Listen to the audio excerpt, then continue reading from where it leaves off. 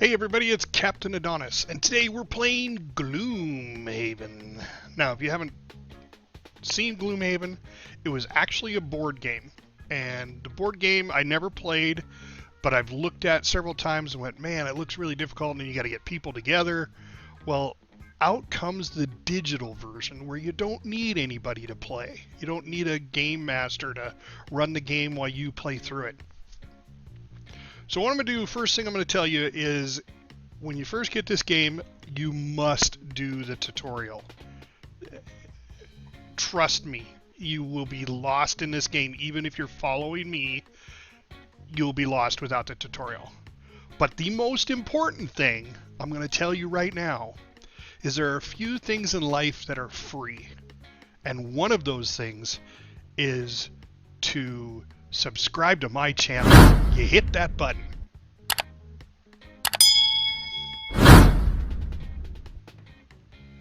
By subscribing to the channel, it increases my numbers and gets me out there to more people.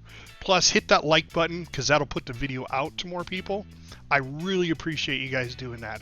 It is free, doesn't cost you a dime. You know, you got a YouTube channel, you know, a YouTube account anyway. You might as well use it for something.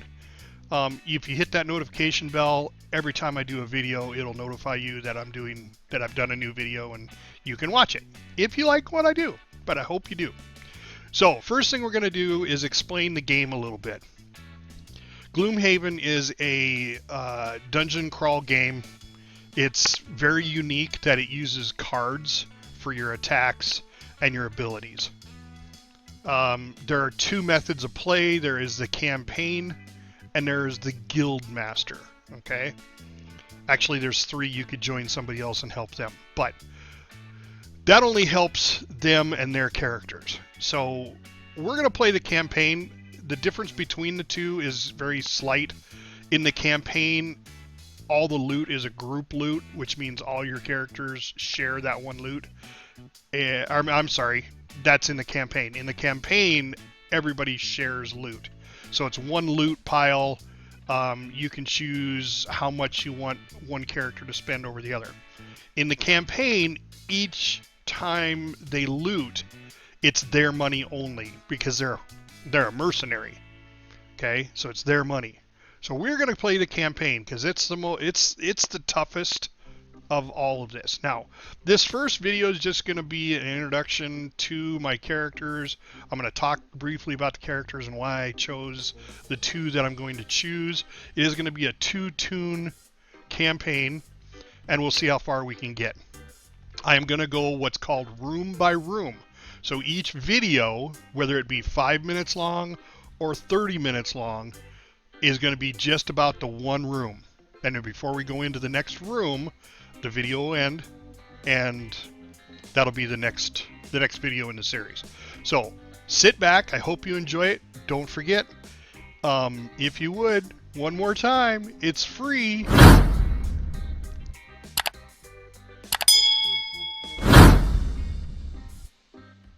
All right, let's begin.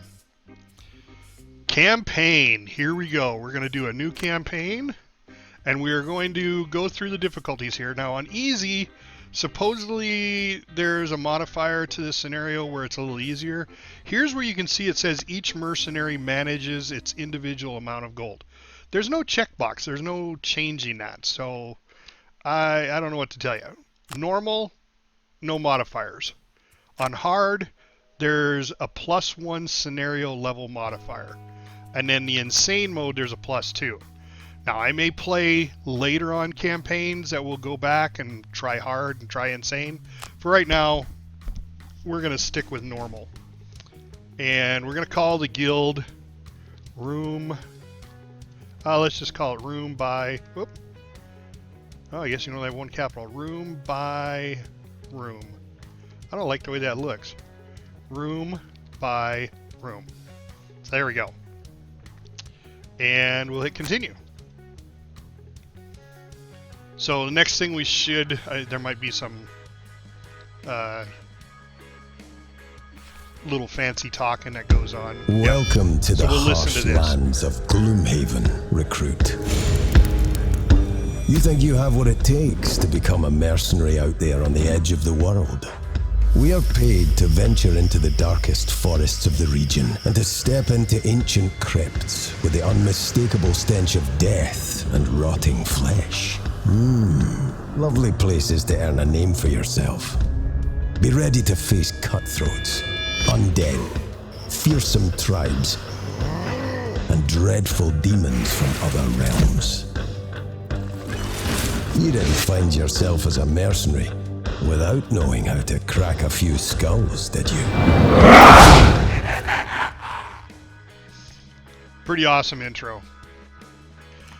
Alright, so we start off in Gloomhaven itself. That's this city right here in front of us. We're gonna pick 2 mercenaries, and this just is telling you how to do it. So we're gonna open the roster panel. Boom. Okay, maybe. Oh, click on the first character. Yeah, there we go. Alright. So we're going to bring in a new mercenary. Yeah. And I think the one to start with, everybody needs one, is you have to have a tank. We'll go through them briefly here real quick. So this is the Brute. His primary function is melee damage and tank. Okay, low difficulty, which means it's easy to play. Don't start with any perks. Got 10 health, which is great, and 13 ability cards to choose from. We are going to go ahead and take this guy. He's one that I definitely want because you got to have somebody on the front line to help you out. Let's see, a character name. We'll just call him Brutus. Let's see if I can spell it. Okay. Brutus the Brute. And then, so right now we have to choose a personal quest. Okay, and what this is once he completes this, like kill 20 different types of monsters, he unlocks this reward and gets 1 in prosperity. Or he can be the Slayer, kill at least 1 flame demon, 1 frost demon, a wind, earth, and night demon, and 1 sun demon. Alright, I haven't come across any demons yet, so we're going to go with trophy hunt and call that the personal quest. And this is an ongoing quest of his. And there we go. Brutus has joined the party. Yay. Alright, now goes on to our second mercenary. What are we going to do? Alright, I know what I want to do, but we're going to go through each one of them. First, the Tinkerer. The Tinkerers are really good at helping somebody out. They can summon a creature that is like it's a decoy, and it'll pull damage off of whoever, the tank in this case.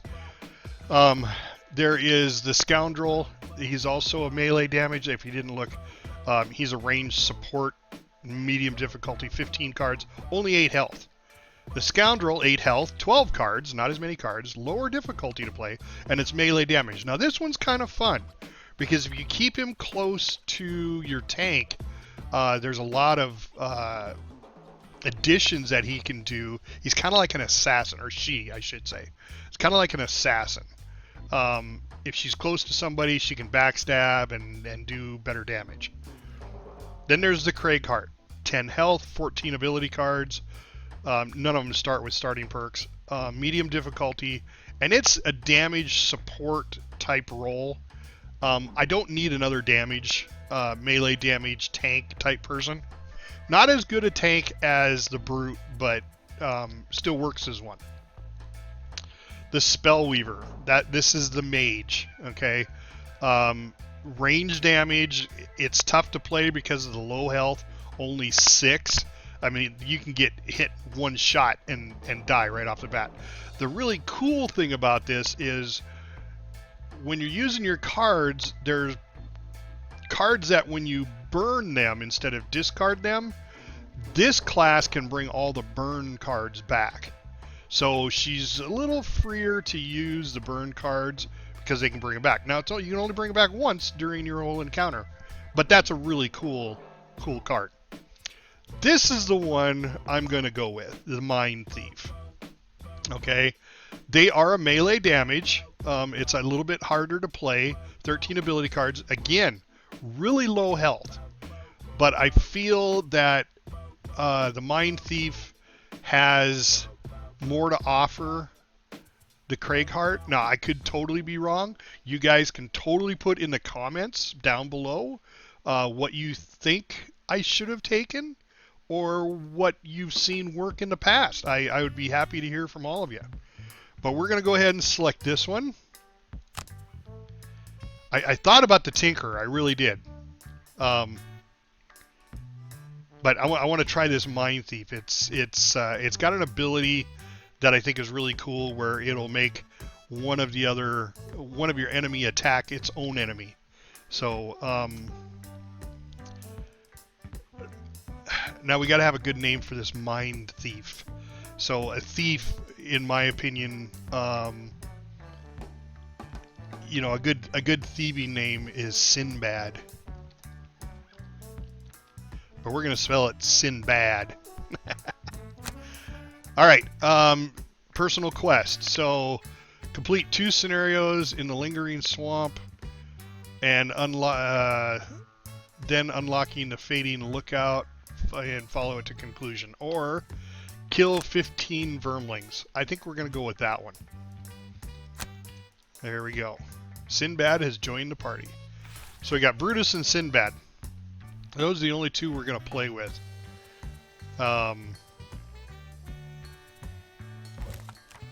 Alright, here we go onto the world map. So we've got a couple of quests here. It wants us to go to the merchant shop.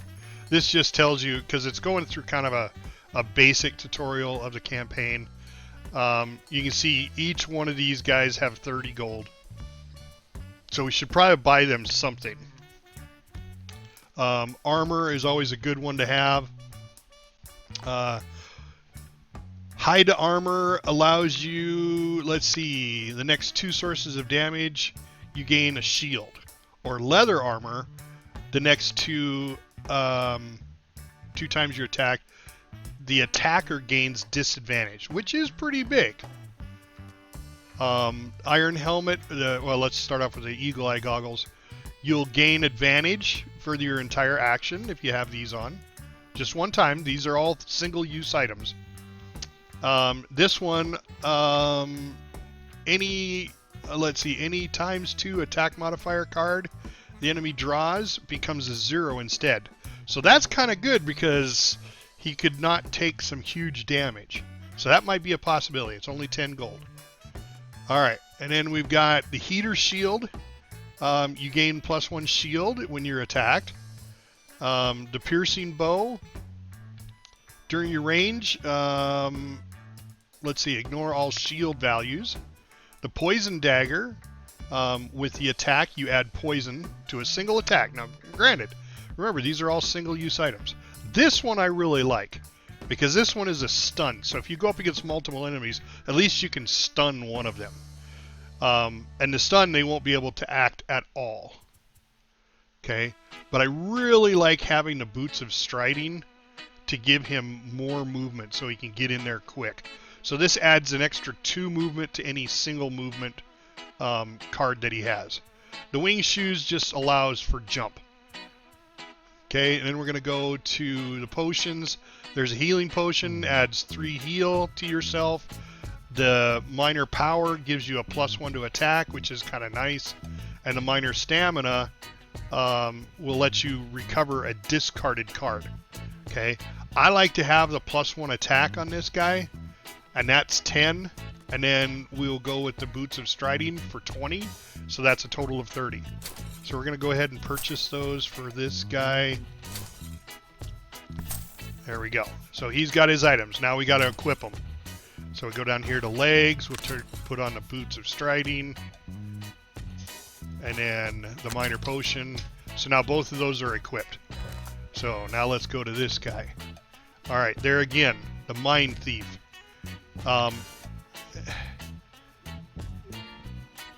I haven't played a lot of the Mindthief, so I'm not quite sure. But I'm thinking the Cloak of Invisibility may be a good thing if I need to get him out of combat. Which is 20.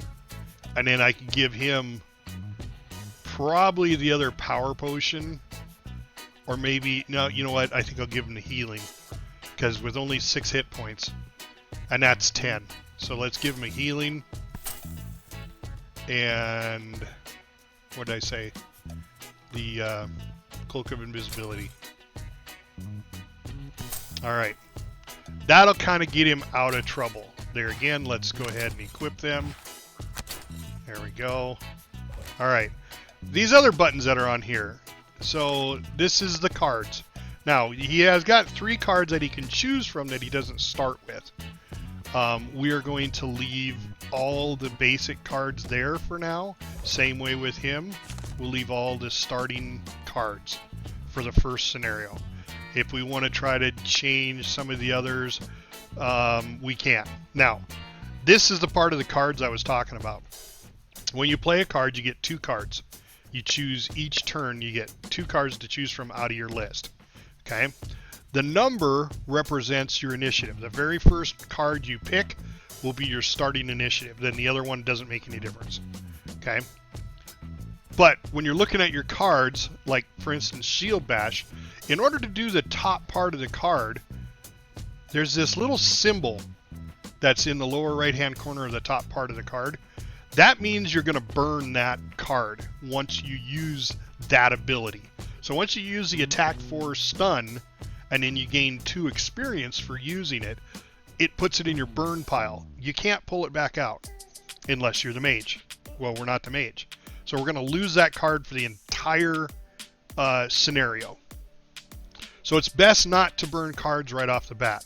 There's a lot of cards that don't have it. In the middle, where it says, like here on Leaping Cleave, you've got a 54, and then you got a 2 attack and 2 movement. Okay, you can choose those instead of the upper or lower. Okay, now the attack resembles the top, so you can still only use 1 top, 1 bottom. So if you want to use the movement, you got to use the bottom, and you just click on the 2 where the boot's at, and that would give you 2 movement points instead of using the move 3. So that's another way of, if you had like this one where it's an attack 6, but you didn't want to do a 6, you could just do an attack 2 and it would not burn the card.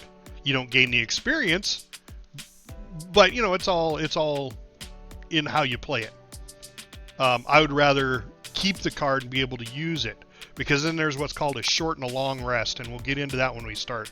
But the short rest basically brings all your discards. You burn 1 card, one of your discards, and then all your discards, all the rest of the cards will come back into your hand. So you're constantly burning a card to get your cards back. So you will eventually run out of cards, which is part of what's called exhaustion. Once you're exhausted, your character disappears. It dies. It's not really dead, but it stops being able to play. And that can be really painful when there's only 2 of you. Alright, so we've got our buying and selling done. Let's go back to the world map. Oops, I got his cards on. Oh, continue. So basically it's explaining the rest of the city. So there is this thing called the city encounter. It's a verbal, you read it and then you make a decision, and then the decision you make, the outcome could benefit you, or it could harm you, or it could do nothing. Okay, then there's the Temple of the Great Oak. Basically you pay 10 gold, I don't have any gold, and it'll give you a blessing. Now the blessing is, there's 2 blessings here of a ×2 modifier. Now I didn't go over modifiers yet, but we can really quickly. So on this guy right here, here's your modifiers to every time you use a card. Okay, it randomly rolls one of these modifiers, and there's only 1 0, there's only 1 -2, but there's 5 -1s, there's 6 zeros, there's 5 +1s, 1 +2, and 1 ×2. So as you gain perks, which are really important, you can come up here and remove 2 -1s from this whole modifier deck. So that's cool. Or you could do focus, where it takes one -1, it turns it into a +1. So they have a few more +1s. Or you could add 2 +1s, or add 1 +3 card. That would be cool too. Each person has different perks. So this person is going to have an entirely different set of perks. They're kind of basic up here with consistency and that kind of stuff. You get rid of positive modifiers or get rid of negatives and gain positives. That's all part of the game, but then there's a bunch of other different ones down here. So we'll get into those as we get perks. That's basically the game until you go into what you're doing. So we'll go ahead and play out the city encounter, and we'll get to our first quest, which is the Black Barrow. Okay, we'll do the city encounter and see how we do there. We'll get to the Black Barrows, and then as soon as we start the Black Barrows, I'm going to call that a stream right there, or stream. I'm going to call that a video right there because it's been 20 minutes. I want to keep these short because this is a very long game. When I stream, I can stream up to 3 to 4 hours, and you know, doesn't seem like we got anywhere. So I want to do this in sections for you. So let's do the city encounter right now. All right. It was a truly marvelous night, full of alcohol and fuzzy memories. Been there. You are headed back to your rooms in high spirits when you take a wrong turn into the alley and trip over a mutilated corpse. Oh, great. What's all this, then? You look up and see the city guard walk into the alley. Oh, great. Annoyed by all the noise you were making in your revelry. Can't read either. Before you react, he draws his sword. You, what did you do? You look and see... okay. You look and see that due to the fall, your clothes are now covered in blood. The guard thinks that you are responsible for the man's death. The night just took a serious turn for the worse. All right, so this is the part I was talking about. This could give you a bonus or not.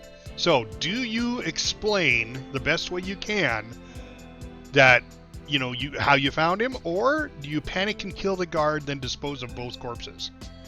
So, this is one of those moral questions. Are you going to be able to convince him that you just tripped and fell over and that's how you got blood on you? I mean, there's no forensics, you know, there's no DNA, there's no CSI at this point. So, or do you just kill the guard and then dispose of both bodies? Tough decision, but I think I'm going to try to stay positive because it's too easy to get negative bonuses. So I'm going to do my best and explain to the guard what happened, and this is how he was when I found him. Yeah, okay. Attempts to explain yourself just seem to make the situation worse. Figures. More guards show up and everybody eyes you suspiciously. Luckily, your weapon doesn't match the man's wounds. Whew. And the guards let you go, but they do so with a mistrustful glare. Alright, so we lose 2 to our reputation already. I think that's one of those situations, even if I would have killed the guard, I would have lost reputation. So I think it's just wanting you to start with -2 reputation. We'll see, because these are supposed to be random. Alright, so we leave. Now, there should be an encounter on the way up here. Typically, there's always an encounter. But we'll find out. Everyone needs this to is the eat. backstory. We'll listen to it. Whatever your reason for coming to Gloomhaven, out here on the edge of the world, that simple fact is never going to change. A mercenary can't fight on an empty stomach. So when Jexera, a Valrath woman wearing a red cloak and enough gold jewelry to keep you fed for a decade, approaches you in the Sleeping Lion and offers to pay you 10 gold coins to track down a thief, and retrieve some stolen goods. Well, seems like as good an excuse as any to sober up and start paying off your tab. This thief has taken some important documents, says the red-skinned merchant, her tail whipping about in agitation. I don't care what you do to him. Just bring back what is mine. She has a tail and horns. Description, it was easy enough to knock around a few alley thugs and get a location of the thieves' hideout. You don't find yourself as a mercenary way out in Gloomhaven without knowing how to crack a few skulls. Yeah. So your target is the Black Barrow. Sounds like a lovely place. And we should have a wilderness encounter, yeah. And this is usually just like the city encounter. So the road contains many dangers. Chief among them are the barbaric tribes of the Enochs that inhabit the wilderness around the city. This is why your heart sinks when you see a mounted group of them ride up to you and surround your party. Great. Agents of the wretched monstrosity you call a town. The largest of the Enochs says as he looks down at you, "Tell me, scum, what business do you have out here on my land? Blah, blah, blah. Have those fools sent you out to murder more of my people?" Alright, so attempt a peaceful solution or attack the insulting, contemptuous Enoch. Alright, so we're mercenaries, okay? We're meant to go out and fight. That's our job. I mean, we're not adventurers. We're mercenaries. So I'm thinking I'm just going to attack this guy and take him out. Each character starts the next scenario suffering 3 damage. Okay, that probably wasn't the wisest decision. Enraged, the Enoch's insulting tongue. You take out your weapon and attack. Even though the Enochs were not expecting a move so bold, the fight is brutal, especially with your enemies mounted. I probably shouldn't attack the mounted ones. But after felling a few numbers of their warriors, the rest retreat. Okay. And I gain nothing out of it, except now I'm at a disadvantage with -3. The hill is easy enough to points. find. A short journey past the new market gate, and you see it jutting out on the edge of the corpse wood, looking like a rat under a rug. Moving closer, you see the mound is formed from a black earth. Its small, overgrown entrance presents a worn set of stone stairs leading down into the darkness. As you descend, you gratefully notice light emanating from below. Unfortunately, the light is accompanied by the unmistakable stench of death. Yay. You contemplate what kind of thieves would make their camp in such a horrid place as you reach the bottom of the steps. Here, you find your answer. A rough group of cutthroats who don't seem to have taken very kindly to your sudden appearance. One in the back matches the description of your quarry. All right. So here's where we select a battle goal for each guy. Okay. So this battle goal will gain you 1 perk. This one will gain you 1 perk. So these are very important to do during this scenario. Use your equipped items a number of times equal to or greater than your level +2 during the scenario. Well, I'm level 1, and my level +2 would be 3, and I only have 2 items. So I'm not going to take that one because I'll never gain that perk point. This one's a little more doable. I have to take long rests only. Now, the difference between a short rest and a long rest, you have to burn, I think you burn 1 card. Anyway, we'll get to that when we have to do it. But I think that's the way I'm going to go with this guy. This one, 5 or more total cards in your hand and discarded at the end of the scenario. So I have to have cards. Or kill 3 or fewer monsters during the scenario. Wow. Kill 3 or fewer. I don't know if with the 2 of us if I can even do that. Because I'm going to have to help I'm gonna have to help Brutus. I mean, I suppose I could just keep him healed, but have 5 or more cards in my hand. That one's also going to be tough. But I think we'll try for the 5 or more cards in my hand. All right, and that's where we're going to end it. I'm not going to enter the dungeon.